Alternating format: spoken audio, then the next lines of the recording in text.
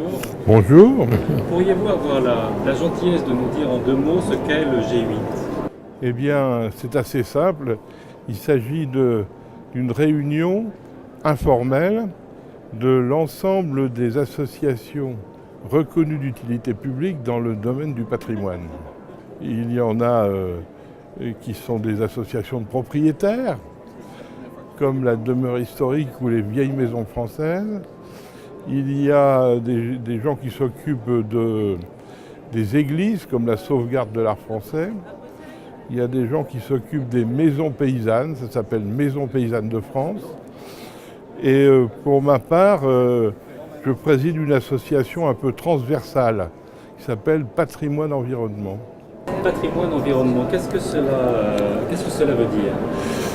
Eh bien, l'idée nous est venue que le patrimoine architectural, immatériel, etc., et le paysage, c'est-à-dire l'écrin dans lequel ce patrimoine se trouve, ce patrimoine bâti en particulier, eh bien, c'était pas mal de les réunir et de les défendre ensemble, de les promouvoir ensemble. Et c'est un peu à ça que nous nous efforçons d'aboutir. Est-ce à dire que le patrimoine est en danger? Mais il est toujours un peu en danger. Il y a toujours des vandales. Alors les vandales, ils ont un peu changé. Aujourd'hui, ils s'attaquent plutôt au paysage. Par exemple, mettre autour du Mont-Saint-Michel un certain nombre d'éoliennes. Alors il y en a qui trouvent que c'est des grands oiseaux blancs. Nous, on a un peu tendance à penser que ça abîme beaucoup la vue qu'on peut avoir de cette merveille. Puis des choses comme ça, il y en a pas mal.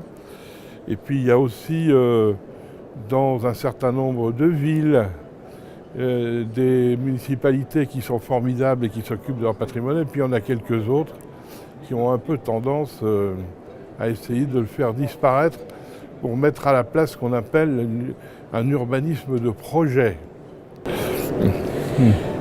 Dans le cadre de votre activité, quelle est l'importance des experts?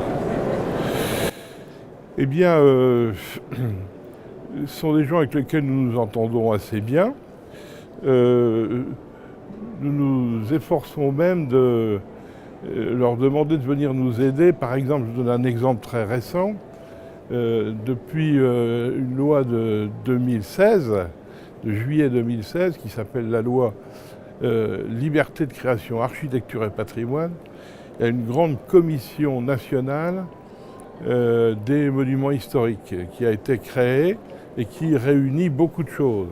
Et à l'intérieur de cette commission nationale, il y a une section pour les objets, il y a une section pour les instruments de musique, je n'en cite que 2, on est en plein dans le sujet je crois, et un certain nombre de gens qui sont nos adhérents sont des gens qui ont une expertise incontestablement dans ce domaine, et étant donné que nous avons un collège des associations dans ces sections, nous leur demandons de venir nous aider pour participer à ce collège. C'est un exemple. Mais nos routes se croisent souvent. Quels sont d'après vous les enjeux pour la protection du patrimoine dans les années à venir? Alors, je pense qu'il y a d'abord un problème budgétaire.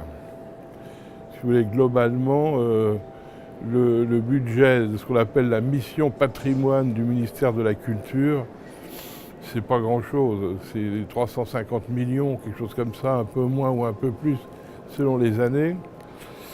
Et par conséquent, il faut absolument que les autres collectivités s'en mêlent, mais s'en mêlent bien.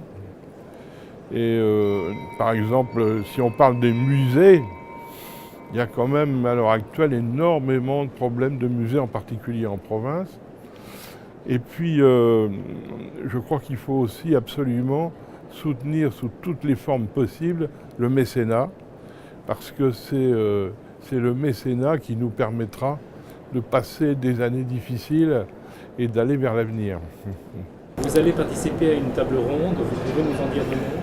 Eh bien, écoutez, je crois que l'idée, c'est justement d'essayer de rejoindre un certain nombre de chemins qui se croisent entre l'expertise, le patrimoine et les gens qui s'en occupent de plusieurs côtés.